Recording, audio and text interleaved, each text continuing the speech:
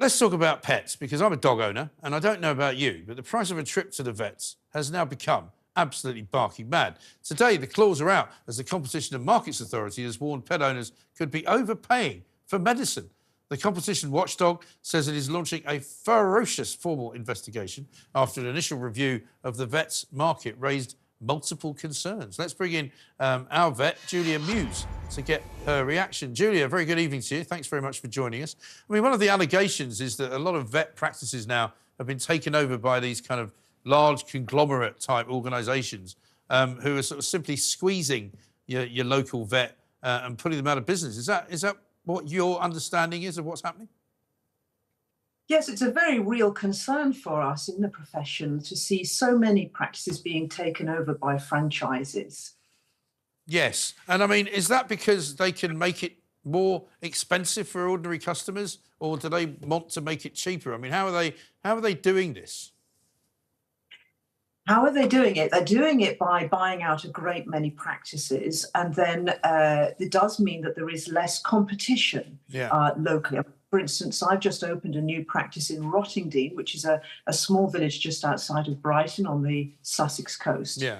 Because there are now no other independents left in the BN Brighton postcode. No. We are literally the only independent in the locality. No. So we're the only practice that pet owners can turn to for a truly independent opinion about their pet's sickness and the different options available for solving those problems. Right.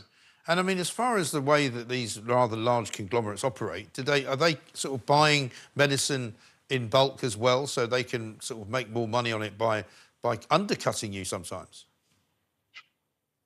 Actually, I think that the big issue with medicines is the ability for clients now to search for online pharmacies more than perhaps from the franchises. But then you could argue, well, many of those online pharmacies are probably owned by those franchises. And yes, it is about being able to buy in bulk. I find myself occasionally unable to access certain medications at the same price that the client I'm prescribing it for, their pet, can actually get it cheaper online. Yeah. It's an extraordinary situation. Right. And I mean, we know that, for example, medicine that's supplied to the NHS for human beings is going up in price a lot.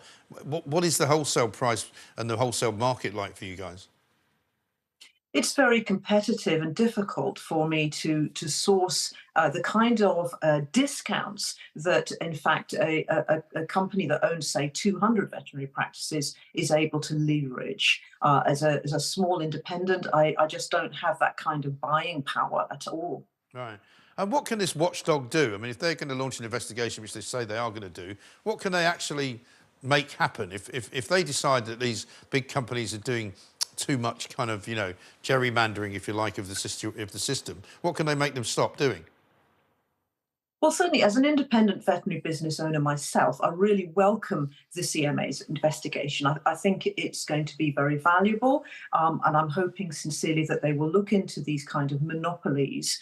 I mean, as another example, in Seaford, which is a town near one of my practices, there are only two veterinary practices, have been historically always two, so there was always competition between the two, and that sort of held them accountable. And now both those practices are owned, in fact, by the same franchise. So the pet owner of Seaford has no choice.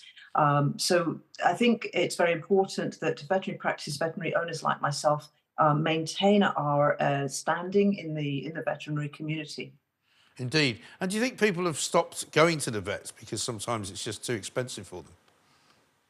I sincerely hope not. I think it's important to remember that every single veterinary professional just about has come into this profession, both veterinary surgeons and veterinary nurses, because of our wish to do good, to really help and to ensure the welfare of all pets and animals, wildlife as well, we look after.